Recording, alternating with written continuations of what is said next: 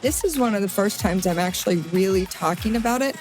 When I'm focused on something I care about, it's a superpower that you're not going to see in a lot of people. There's a real problem in schools of mislabeling individuals as not motivated. No, he's not unmotivated. He's just not interested in this. I mean, just watching reality TV is quite a big dopamine spike. I can imagine being on it. It's going to be the most intense thing happening in your life. Was jumping off a bridge in a Prada dress and heels. That was Housewife. Hello, everybody. Today we have a very special guest that I am excited to get to know a little more. Angie Harrington is perhaps most well known for her time on The Real Housewives of Salt Lake City. A mum of three, she has two children with ADHD and one with autism. And it was her youngest son's autism diagnosis that was part of her decision to leave The Real Housewives in 2003. She lives in Utah with her husband in a blended family of 6, and I can imagine that keeps you very, very busy. So welcome, Angie. Thank you. Hi. Thank you so much for having me, and thank you for having a podcast in a space that shines a light on something that so many people deal with and is under-examined and talked about, in my opinion. Yeah, well, I'm really excited that you were comfortable enough to share, so I really appreciate it. So you mentioned that you and your sons have ADHD. When did you get diagnosed? Well, my diagnosis, I was thinking about this. I honestly can't remember. I feel like it was maybe 7 years ago, and it was kind of casual. I took the test and the doctor was like, yeah, you have ADHD. But from what I remember, there wasn't a ton of like guidance or resources in that moment. I kind of had to go do my own research. And that opened my eyes and made a lot of things in my life make a lot of sense. You know, I know some people who have neurodivergency or children don't want to know because it's almost like if you address it, then you give it power. But I think knowledge is power. And it allowed me to go, oh my gosh, this is why I do A, B, and C. Here's what I can do to manage this better. Or here's why I'm so damn fun. You know what I mean? Like there's really great benefits to it. Sorry. I hope it's okay that I swore. Oh, you're okay. We're okay with damn. I think that one's going to pass the census. I won't take it further. But yeah, no, I agree totally. And so did you find out before you knew your kids had ADHD? Was it around the same time? That's a great question. It feels like it all kind of came at once. Obviously, the autism diagnosis came later. But I always had a suspicion I had ADHD, but it was just kind of like, I think a lot of people just go, oh, I'm so ADHD, but they really don't know that they are. Because everyone struggles a bit with focus, specifically on things they don't exactly enjoy. I think that's a common issue that people just throw the term ADHD on. And so I kind of always felt like I had it, but then I got the diagnosis, and I want to say my middle son got his diagnosis a few years after that. And then my older son, probably a year after that. Yeah. Wow. So yeah, you're right. It kind of all happened together. So you've been quite open about sharing your ADHD. And I know that's tough. Like not a lot of people are open. You know, what made you decide that you wanted to disclose it? I think it's important to inform people who feel alone that there are other people out there that are going through the same thing. Like I said, I think knowledge is power. The more discussions around it, the more we can address the issues that a lot of ourselves and our children face. And I think showing who we are, I mean, we don't need to show every single part of our lives, obviously, but I think showing who we are allows the humanity in us to connect with other people and help other people who may be struggling. You know, I have somewhat of a platform, and I feel like if I don't use that to also try to help people connect with one another and feel seen and heard and understood, what's the purpose? You know, I can show fashion all day long, but really there's not a lot of depth there. Yeah. Although we love fashion. I love, thrifting and all that kind of stuff. Oh yeah. Nothing against it. I love it. I mean, it's part of how I make my money, but yeah, I wanted something a little deeper than that. Yeah, no, 100%. And so I imagine you've been, maybe more than a lot of people, very public in a space where people don't know a lot about ADHD. What kinds of reactions have you had? Good, bad? It's interesting because this is one of the first times I'm actually really talking about it, not because I was hiding it or felt ashamed of it. I actually am proud of it. I kind of tell people like, yeah, I have ADHD. I think it's cool because I am a unique person. And I think oftentimes people are very amused by me. And so I almost feel a little bit proud of it because it's a lot of my personality. But I've never really fully addressed it in a public space because my son's autism kind of took over. That diagnosis has a lot more energy we have to give to it. And so I kind of chose to speak about that. And I also think with my other children who are ADHD, the autism diagnosis also kind of became the big, for lack of a better term, elephant in the room. And so at times, sometimes I worry that they're not getting the appropriate attention or care. And I think that's how it goes when you have a child in the home with special needs. A lot of families and parents feel that way, is that the other kids' concerns, and I don't want to call them issues, but things they need to deal with aren't being as addressed as they should be. So that's probably the main reason why I haven't chosen to like really talk about it. Cause a lot of people were very curious about the autism, and that's kind of the road we took. Yeah. And that makes sense. I mean, that's kind of why you left. But it is interesting, autism and ADHD, it's like we're neighbors. We live next door to each other. If there's one, there's often the other around, somewhere in the family or friend group for sure. It's interesting because autism and ADHD can be very close, but they can also be so different. Yeah. My child with autism and my child with ADHD are so different. And even my two with ADHD, it manifests completely differently as well, which I find really interesting. It's almost like they're all under the neurodivergent umbrella, but I think they kind of put it all under the neurodivergent umbrella because they don't really know what to do with it. It's a big umbrella. I find that funny because so many of us in the family have neurodivergency, but we're also very different. And I would say myself and my middle son are the two that probably have the most similar personalities. One of the interesting things I've heard before when people talk about the neurodiverse umbrella is maybe the only thing we know is that you kind of have a bit of a spiky profile, if that makes sense. So it's like if you're seeing like big spikes of like strengths and then like lower weaknesses and your profile's going like this, that might be the only thing we know that looks like neurodivergence because it is so different, like you said. Well, and I can tell you, raising a toddler with autism is very different than raising a toddler with ADHD. Very different, like not even the same thing. However, both extremely challenging. Yeah, definitely. Definitely. Well, and that does bring us to that conversation about your own ADHD strategies, both for managing yourself, but then also, a little bit for working as being a mom and taking care of kids, which I know takes so much emotional, physical, everything energy. What are your own strategies to manage your ADHD? You know what? That's a great question because before I had my diagnosis, I don't know that I had a strategy. I was prayerful. I was definitely a meditator. So I did those things just kind of as self-help, big self-help advocate. Like me personally, and I don't know if this is ADHD, life will push me so hard sometimes that like I have no choice but to seek self-help. So I'm a big self-help junkie. I was like going to Tony Robbins conventions 20 years ago. Yeah. And in retrospect, I wonder if a lot of that had to do with the ADHD, not knowing why my brain felt complicated or why things felt complicated to me. So I was doing those things before, not knowing I had ADHD. Now that I know I have ADHD, still doing the same things. I'm making sure I'm very meditative. I'm prayerful. I make sure I have me time. I'm not always great at that. I do a lot of research about it to understand why I do the things I do. And I also think that kind of just comes naturally in life, neurodivergent or not, that you kind of hit a point as you mature where you go, oh, I see my patterns. Like I was so oblivious to it until I became more mindful of myself and more introspective. whether that has to do with ADHD or not, I'm not quite sure. The only difference is I look at it now from a lens of ADHD, so I can be a little more thorough in my research.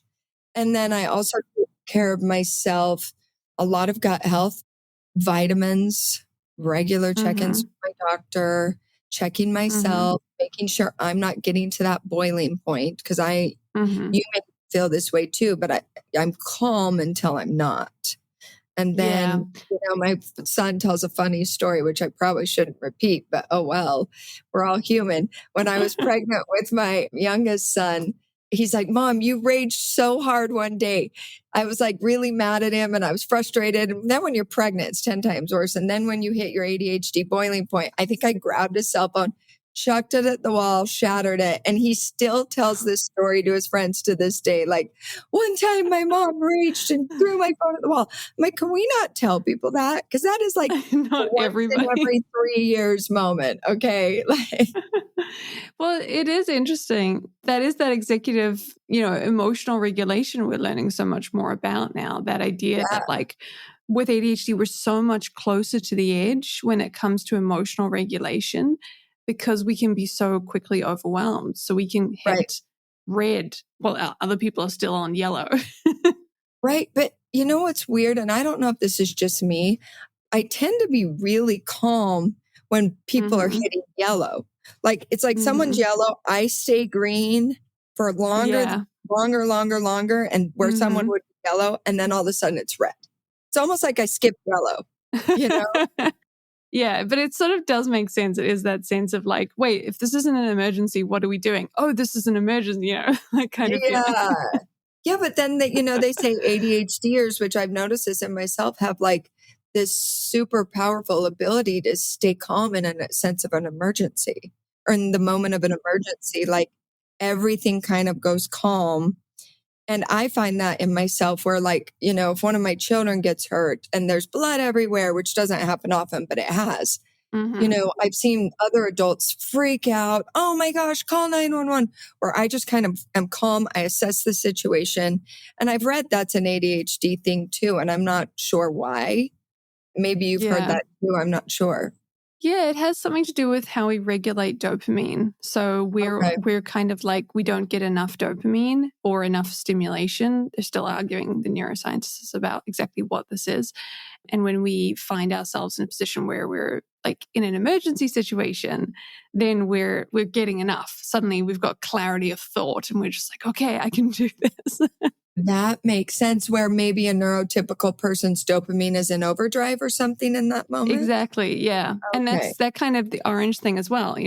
If a computer breaks or something goes wrong with tech, we might go like, like this is completely overwhelming. Whereas somebody who has, is neurotypical might just be like, this is yellow. I'm fine. Like, this is just tech. We'll figure it out.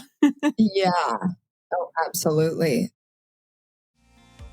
Hey, you listening to this podcast. If you like what we do and you want to hear more of it, there is one way to make sure that happens. Please go ahead, subscribe, and leave a 5-star review. We have been told 5-star reviews can help us to get seen by more people, which means more people are going to learn about ADHD strategies. Just press the button. Just give us a 5-star review. One of the other things we wanted to talk about was, obviously, you have been raising kids with ADHD and you have ADHD yourself. So, what has that experience been like for you, particularly since the diagnoses all kind of came at the same time or close together? A lot of things made sense. I used to go to parent-teacher conference and feel this like shame, because I knew I was going to get the lecture of, your kid doesn't listen in school. Your kid's not paying attention. Why aren't you fixing this? And I was the same kid, I excelled so much socially and, athletically, but in the classroom, like literally in 6th grade, my teacher took my desk from the rest of the classroom and attached it to hers because she could not get me to shut up. You know what I mean? So I've seen that before in classes. Yeah.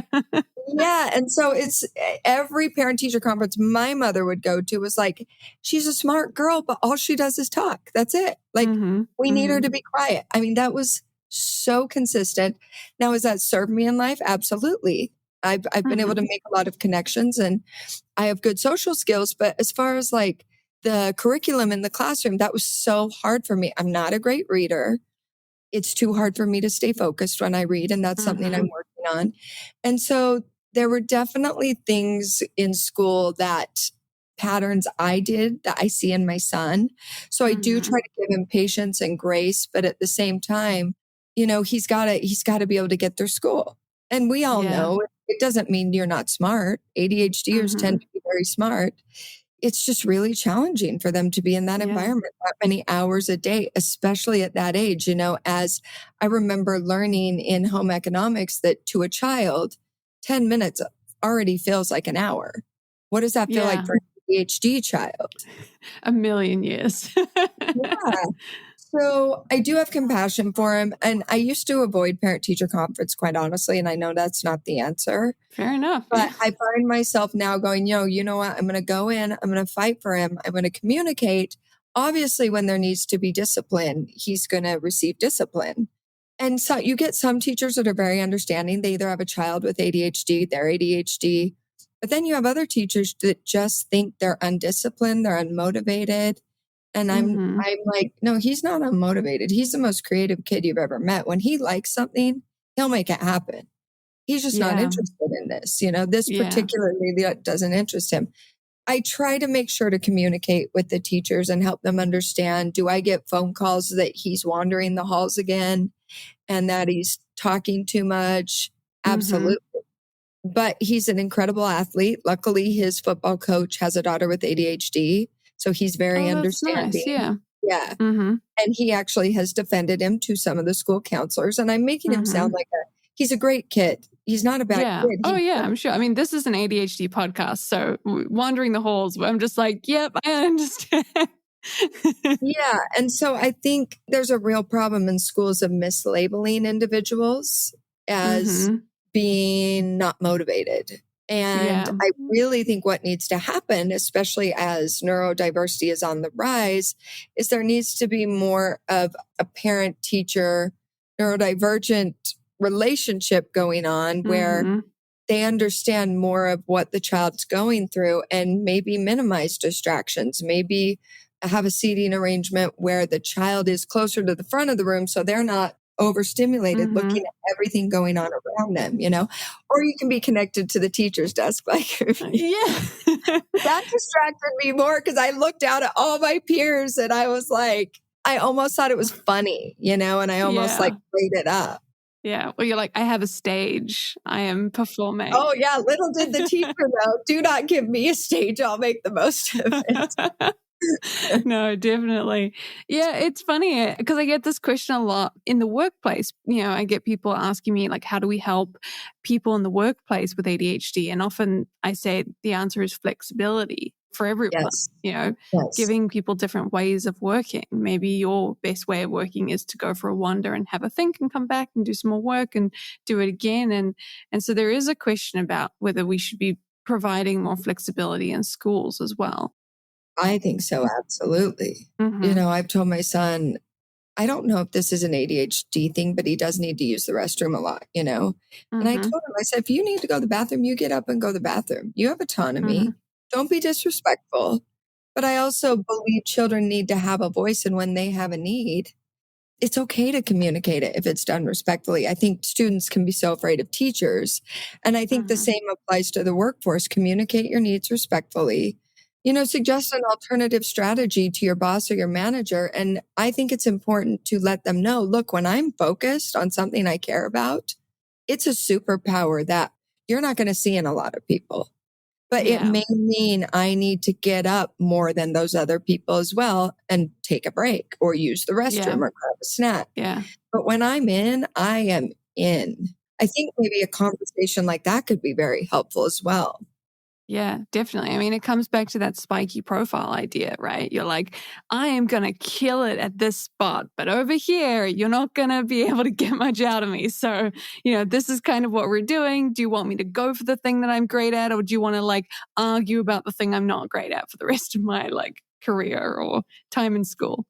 which is a great thing for an ADHDer to examine. What is it that lights me up? Because if I'm not working in that space, I may not be successful, or I may really struggle. So I think it's important that ADHDers examine that for themselves. Like, okay, here are a few ideas of where I am really strong, and make sure that they go for that in their career. Yeah, and I mean it can be tough, but it's definitely something that I think a lot of people get energy out of, because I mean if what you're doing gives you dopamine, you're in a good spot to get something done. Yeah, oh, absolutely. Yeah. Oh my gosh, the dopamine. Imagine raising a teenage boy with ADHD. What do you think he's doing for dopamine? I mean, I will see videos on Instagram of him like jumping off cliffs into water. Gosh. And I am over here just like having a heart attack. Like, oh my gosh. And that's when I'm just like, okay, higher power, look after him. I need you, because this kid is seeking dopamine from a teenage boy's brain, which means he is doing daredevilish things at all times to try to get it. And I'm just sitting there going, you know what? At least it's not drugs. There's a lot of people who choose that path. And I'm like, if he wants to jump off a bridge into a lake, Lord help us all, right?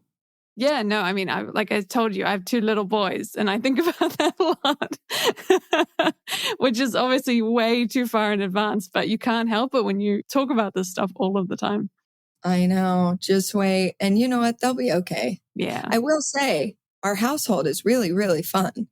The minute that my sons walk in the door, there is an energy that is unmatched. It's really high energy. It's really fun.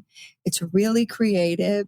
Even my baby with autism, when my middle son walks in the door, he just lights up. Like there's just a really great energy about these ADHD kids. So they may drive us insane, but they're always going to keep us on our toes and keep us laughing, Yeah. Just like we do as well, in our own ways as well. That's the funny thing with our kids. Often I'm just like, hey, remember when you were a kid? Yeah, that's your kid. Good luck. 100%. 100%. Yeah. I definitely was a dopamine seeker, not knowing it, Well, what advice would you give to parents who are, earlier on this journey? I mean, like myself, who, raising ADHD, potentially ADHD kids. What would you recommend? I think boundaries are really important, but like you said, flexibility as well. I really go off my intuition. I know when my sons are being pushed too hard or expected to behave like a neurotypical child. But I also know sometimes they will use that a little bit as a crutch. And it's kind of that discernment of like, and that parental intuition of like, all right, when is this real? When is this not? And when it is real, there needs to be flexibility. You need to pivot and you need to create solutions, which also can end up benefiting ADHDers because they tend to be more resilient because they've had to spend their life creating solutions. Yeah. So I do think that's a bonus. Now, one of mine is very manipulative with the ADHD and will blame things on that. And so you kind of have to have the ability to see through it. But I think pivot is very important, but also they need boundaries and structure. Just make sure it's not unreasonable. I think that's really good advice and very parent advice as well, because you're right. You know your child and you can kind of figure out where they're at and figure out what they need next. Yeah. And I found that, when you do things by the book, I'm a more intuitive parent, conscious parent, I should say. And I think if you can get conscious and really intuitive with your parenting, which all parents have that gift naturally, but there are resources online that can help show you how to be even more so. I think the discipline will align and the boundaries will align, and you kind of have to really listen to that. Yeah. Because there's no one way to raise a child, in my opinion. I found that when I try to do it by the book or how my friend says to do it or how the best-selling author says to do it, I've pushed my kids too far at times. And it caused fractures in our relationship and in their trust in me as a parent. I think it really comes down to the individual child and do some research on great experts, child psychologists that you respect and you feel like resonate with your situation. Yeah, no, I think that's great advice. So you also spent a few years on The Real Housewives of Salt Lake City, which I mentioned at the top. In People magazine, you mentioned that because of your ADHD, there was times when filming felt highly uncomfortable, which I was curious about. Could you describe a little bit what you meant by that?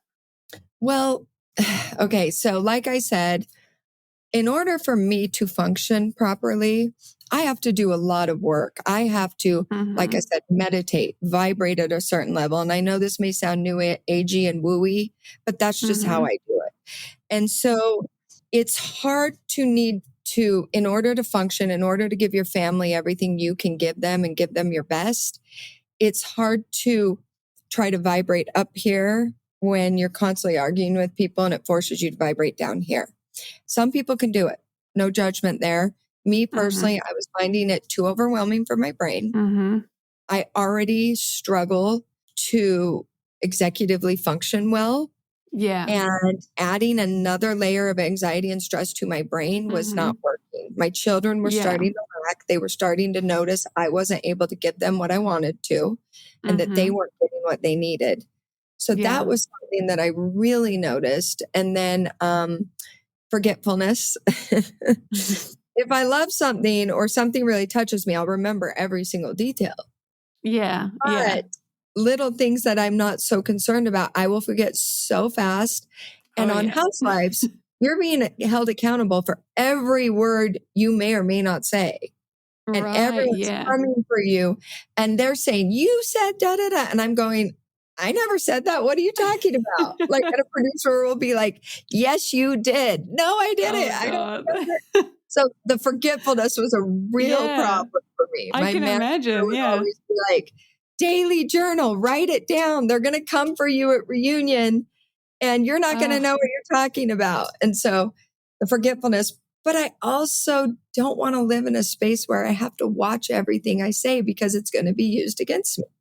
Yeah. No, you definitely, and you totally make sense about the forgetfulness because like just remembering people's names can be tough. The idea that you're on the hook for like people's names and then every single detail about everything. Yeah. That would be rough. I can imagine.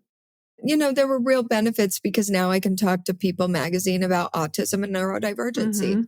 So I'm very grateful. It allowed us to shed light on causes we loved. The platform is incredible, but I could not live in a space that vibrated at that level and still be a good mother. I just couldn't. It didn't work for me. Now, maybe down the road when my children are in school and they don't need me as much, that would be a different story. At that moment in my personal life, it wasn't working. Yeah. I'm also a bit curious about the dopamine aspect because I can imagine, I mean, just watching reality TV, like, is quite a big dopamine spike. I can imagine being on it, you know, in terms of things that take your attention. It's going to be the most intense thing happening in your life.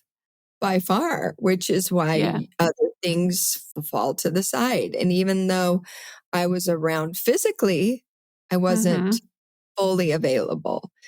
And it was too much for my brain. Honestly, I think that initially why I was open to the idea, first season, I said, no, absolutely not interested. I was pregnant and I was like, I'm so focused on this baby. Second season, I got tucked into auditioning and I thought, you know, overall over the seasons, they probably talked to 200-300 girls. I won't get it. So may as well audition. So I never have to think about it. It'll be an adventure, right? Yeah. I auditioned, they call me, they're like, you got it and your best friend got it. So I was like, well, now I have to do it. And that also could have been my ADHD because I'm very open to trying new things. You know, I love an adventure. Love it. This is your jumping off a cliff, jumping off a bridge moment. Exactly what it was. It was jumping off a bridge in a Prada dress and heels. That was Housewives. You know? So my husband's very executive functioning. He runs tech companies. And so he's very measured and we couldn't be more opposite. And I think it's probably exhausting in a way sometimes for me to be like, okay, what are we doing now? What's our next adventure? he was fully supportive, but I think like he sees my dopamine needs from a distance. And every now and then I'll say to him, like, I don't think you realize how much I need an adventure. He's just like, okay, let's do an adventure, So Yeah. we're really opposite that way, but it's very balancing for both of us. Yeah, exactly. It's like you said, as soon as those of us with ADHD come home, it's gonna be a party, at least if you have the H. So what advice would you give to yourself now if you were to go back to, the Angie starting out that first season with her friend? What advice would you give to yourself specifically related to your ADHD? Because I'm imagining there's a lot of advice. Run.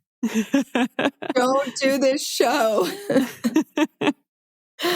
I mean, honestly, in retrospect, I wouldn't have done it, but I'm not someone who lives in regret. So, and it's landed me exactly where I am today, which is where I'm supposed to be. So I think the advice I would give myself, I really tried to handle myself in the most authentic way.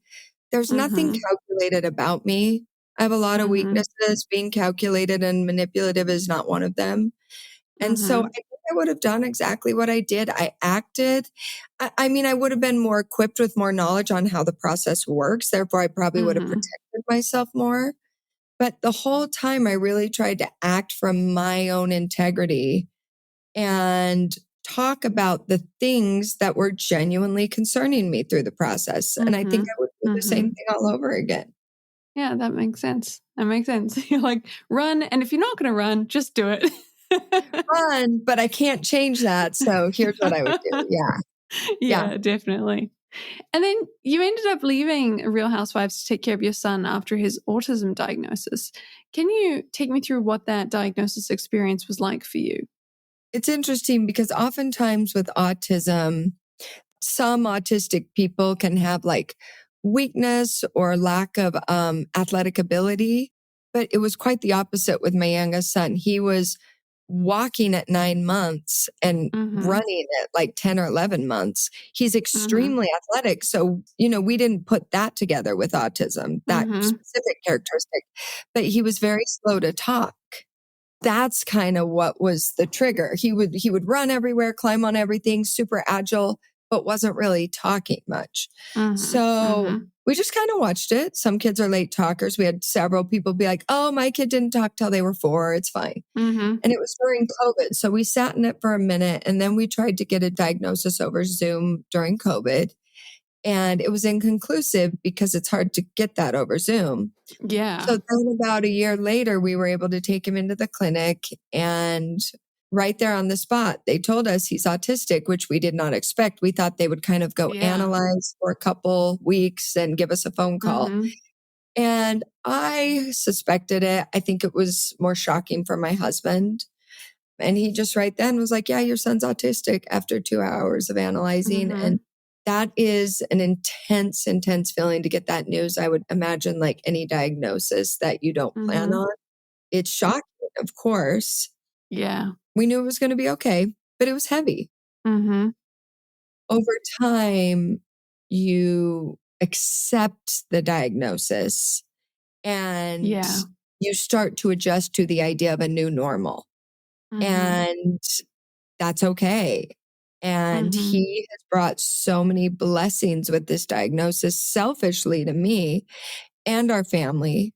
It's allowed me personally to become more patient, more compassionate, more loving towards other children I see with disabilities. Not that I wasn't, I just don't think I understood disability, whether it's physical or mental. And so it's really made me a better person. And I see how it's made our family better people. He's such a gift to all of us. It's really hard. Yeah. Really hard. It brings me to tears all the time because I'm so exhausted. But I'm getting used to it. And it's changed all of our lives for the better. So, I have a lot of compassion for him when he's frustrated. Not to make this all about us. For him personally, I do see the frustration and my heart breaks. However, he's a very happy child. And I'm so grateful for that. And I'm kind of to the point where I'm like, as long as he's happy, Like, I am so grateful. Yeah, you're letting yourself be led by him in that way. Oh, absolutely. He's my greatest teacher by far. Yeah. So we've all adjusted to it. We used to travel every 3 weeks on the weekend. We stay in our backyard almost every weekend now. He doesn't travel super well.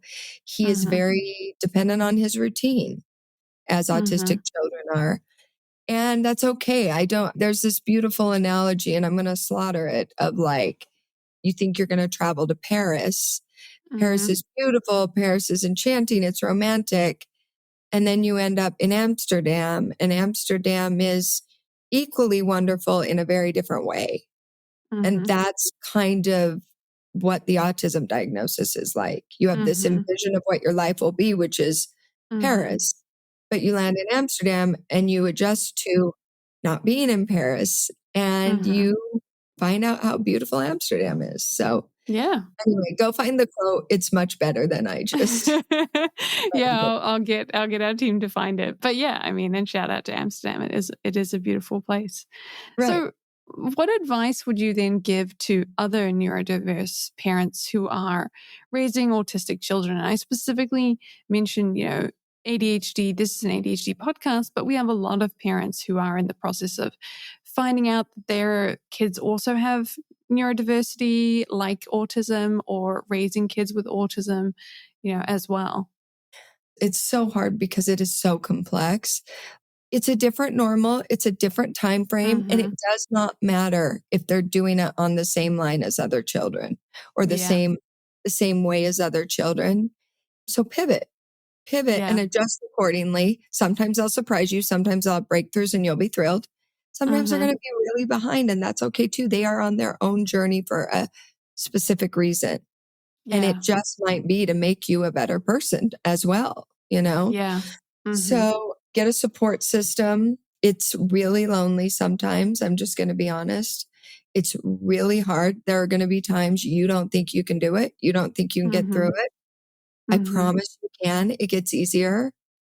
You get used to it. And there's times it's going to devastate you, and that's okay. Feel it, but then try to get back on track with the blessings and the gift of it all, because there are some parents who are losing their children, and we still have our child with us, And I try to always remember that and be grateful that, like, look, he's not in intensive care. He's still here with me, and he's happy. And there's so much to be grateful for still, Yeah. Yeah, no, 100%. And sort of on that note, what are you guys excited about for the future? It's so interesting because with autism, he may be fully independent, married, functional with a job, or he may be with us the rest of our lives. I don't know. And that's a terrifying and interesting journey. So again, pivot because you don't know. But again, we're giving him every opportunity to succeed in life, not because we don't want him to be autistic. We love that he's autistic, but because we want to make life less complicated for him. So we have him in several different therapies, and he's happier. I'm there to supervise to make sure he's not being pushed beyond his limits. I'm very protective of him. I want to make sure he's not unhappy or frustrated. But he's also learning how to communicate better, which makes him happier. It makes it easier on us as parents. And he's able to do things he couldn't do before. I know there's a lot of controversy around some of the therapies that autistic children go through. And I think it just depends.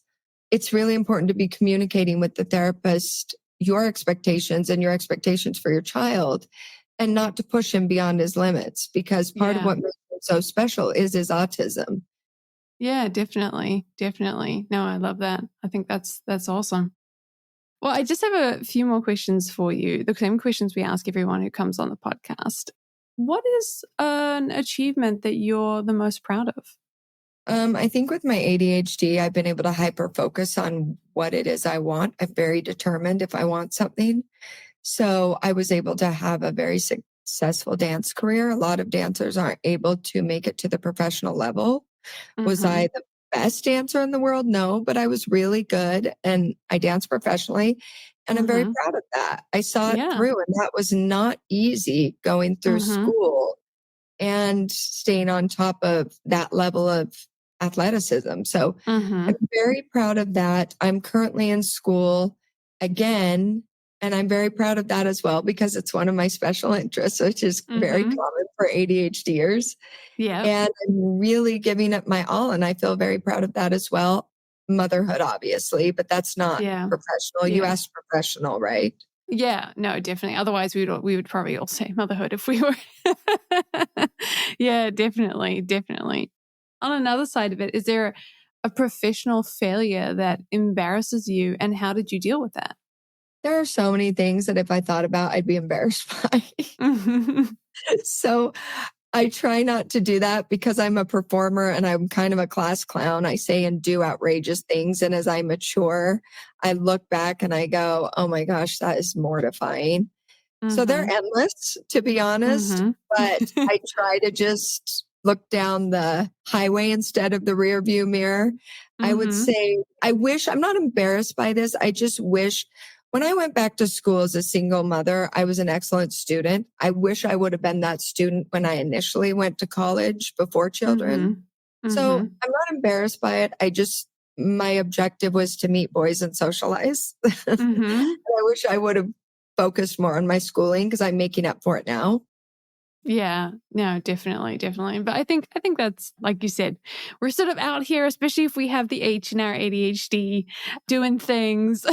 You can't always stop to remember everything you did. If we're neurodivergent, there's a lot of things that could embarrass us.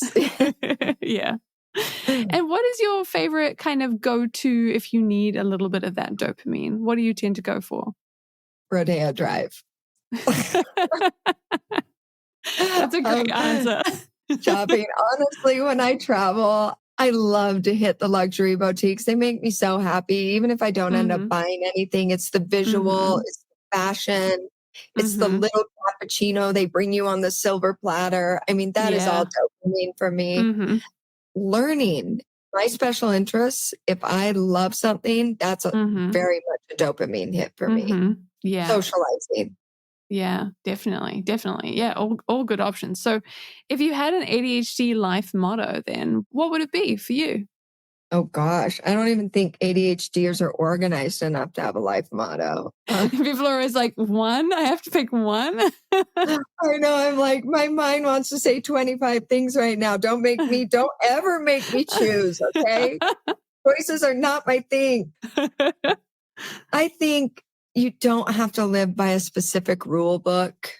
Obviously, boundaries, be a law-abiding good citizen, but break rules. It's okay. Things change. Yeah. Awesome. That's really great. Break rules. Why not?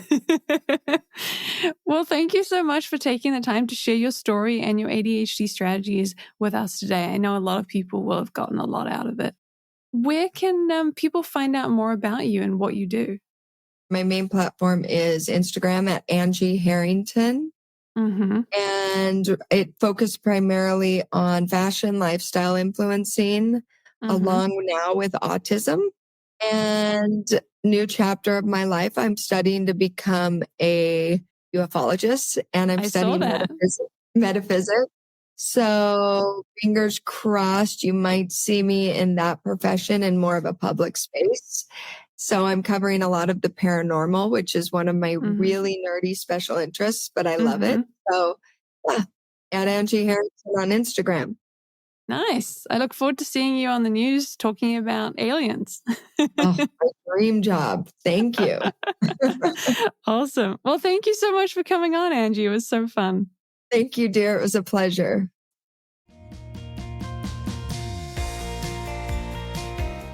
Thank you for listening, everyone. And a big thank you to Adam for making us sound great and Anastasia for making us look great. We couldn't do it without you.